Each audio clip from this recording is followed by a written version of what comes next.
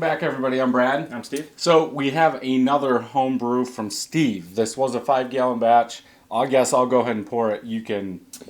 Yeah. So this one was... This is straight from the keg. Yes. Not from the brewery. This is a recipe off of Northern Brewer's site. It's an oatmeal milk stout.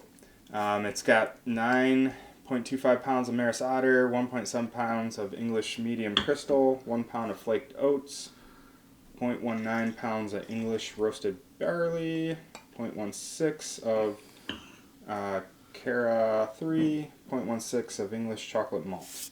And then for hop additions, it has 0.38 ounces of Bravo, and that's it. And that's for 60 minutes. And then it's got half a pound of lactose, 15 minutes prior to flame out. So that's supposed to give it that kind of creamy, silk flavor. Yep. And then I used the flagship yeast. Imperial flagship yeast. And so what you can do if you're new to home brewing, or if you have a local homebrew store, most of the time, I would say almost all the time, you can go on Northern Brewer or any site like that, and they'll have the recipe on there. Mm-hmm. Most of the time, those kits are for people that don't have a local homebrew store nearby, and it's just easier to ship them in than it is for you to go an hour, 2 hours somewhere to pick that up. I will say, if you get on there and get the recipe and go to your local homebrew store, 9 times out of 10, it's going to be cheaper for you to buy all the grains and everything right there than it is to get it from Northern Brewer. You just have to have that access. Yeah, you just, we're lucky enough, we've got one right here in town, then we have Bell's 15 minutes away. Yep. So, but yeah, again, if you're not close to one, then, yes, it could be cheaper.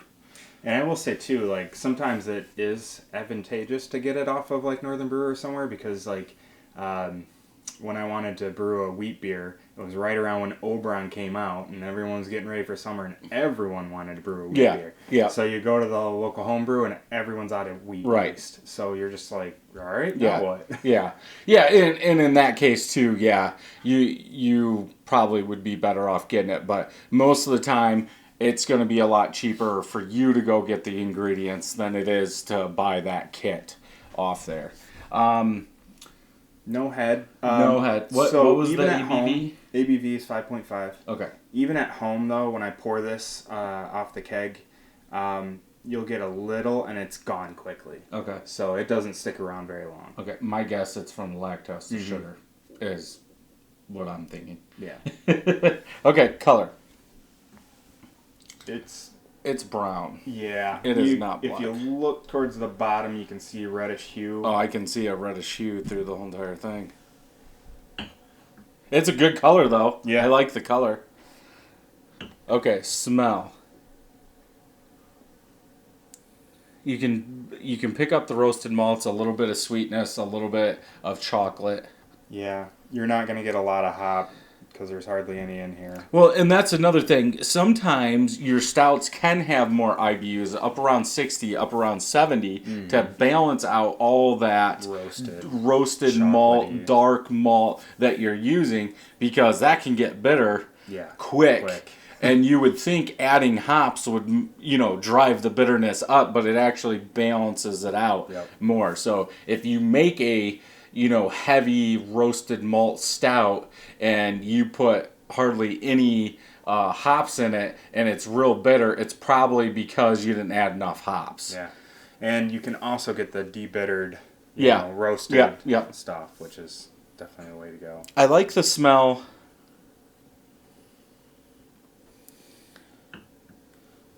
It's not very strong, smell-wise. No, but for 5.5%,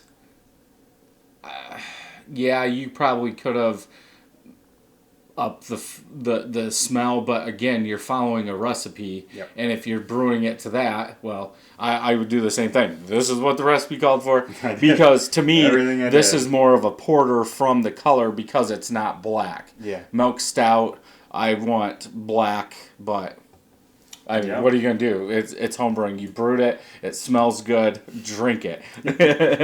Okay, taste. Speaking of which. And it's actually warmer, too. So that's good.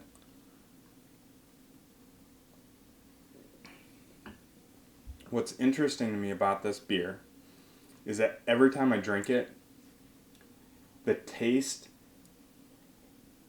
it tastes boozy without the booze. Does that make sense? I think it's the dark malts are doing it. I know what it's like, but yeah, I think it's the dark malts that are giving you that. Yeah. It sounded interesting. Would I brew it again? I don't know. I'd probably pick one style or the other. Either oatmeal stout or milk stout. I wouldn't try and combine the two. Milk stout. Yeah. I don't think the body's thick enough for an oatmeal. Or at least what I think of an oatmeal stout is a thicker body. This is more, again, along the lines of a porter. Yeah. Yeah, I mean, I brewed it. I'll drink it. It's not my favorite. It's kind of... I don't know. I was reading the whole reason I went to go get that recipe was just looking at Northern Brewer, like trying to get some ideas of like start with this and then I add all this. And that one just kind of jumped out to me because I'm like, well, I like oatmeal stouts. And, milk stouts, they're all right. It's just adding something. Yeah, I was like, but combining the two, that sounds interesting. So I give it a shot. I get some of the sweetness, but I think that I almost get a coffee chocolate bitterness in the back, and it's like that overpowers everything. That sweetness isn't really there, but I think I'm okay with it because if it had more sweetness, then are you talking a dessert beer? Yeah. And you probably don't want that. 5 gallons of that, I should say. Right. I could see, a glass or two of it. I get more coffee out of the taste than anything. Yeah, and I think I would lean. Like I said, if I had to brew this again, I think I'd go ahead and skip the milk portion, milk stout, and just go straight oatmeal. Yeah, I would like, again, here we go. I would like to see what this tastes like without that lactose, because that lactose could be helping in the bitterness or that roasted dark malt help cutting it. But I can't tell you because I've never brewed 2 of them and tried it. Yeah, I don't think I'm going to do this one again. Like I said, I'll drink it, but it won't be gone quickly. Yeah, well, but I think this is a good October beer. Yeah. When it's starting to get cold, because it's got that little bit of coffee, chocolate in the back, that roasted malt. I think it's more of a cool down beer, a cool season beer. I think I would add more darker malts at the end of the mash just for the color to make it black. Yeah. And not really add a lot of flavor to it. But it's a good way if you're new into brewing and you don't want to pay those prices. Now, you can find deals on kits. But still, if you got a local homebrew store and you're new to brewing, you can print the recipe. It gives you step-by-step instructions. Go buy it and just make it. Yeah. On your own. I always tell people start with kits. But that's just because, okay, I don't know where you're at. Just buy one kit, make it, buy another one. But yeah, if you're around a local homebrew store, print that sheet out, take it in there, and they'll help you probably. Yeah.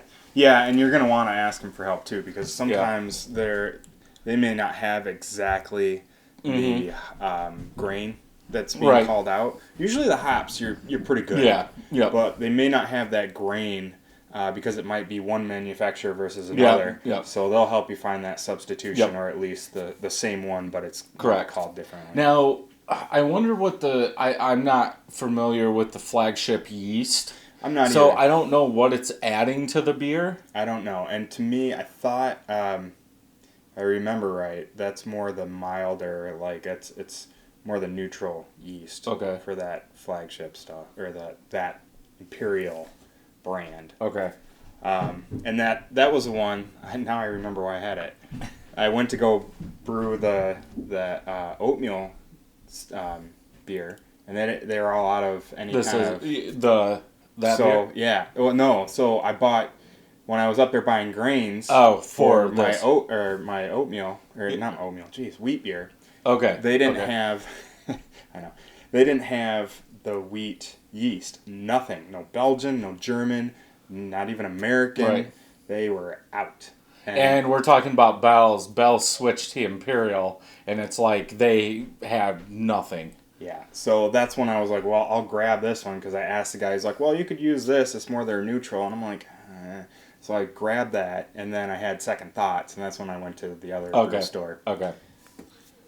And that's why I ended up, I was like, all right, what can I use this yeast for? And then I found this, and I was like, all right, there we go. Yeah, I don't think this is bad at all. I think it's more of a getting cold beer. If you like coffee, a little bit of chocolate bitterness in there, definitely one, just go on Northern Brewer site, print it out, take it, and get your stuff. I would probably not even get the lactose. Yeah, that's and just see what it does. Yeah. And if you do it, yell at us if it doesn't taste good, because this tastes good, and I think that lactose is knocking some of that bitterness from that darker malt out. Yeah, I agree. But yeah, another good beer. All right. So if you like this video, thumbs up. If you don't, thumbs down. Make sure you hit that subscribe button and ring that bell so you know when new videos are coming out. Till next time, I'm Brad. I'm Steve. Happy brewing. See you next time.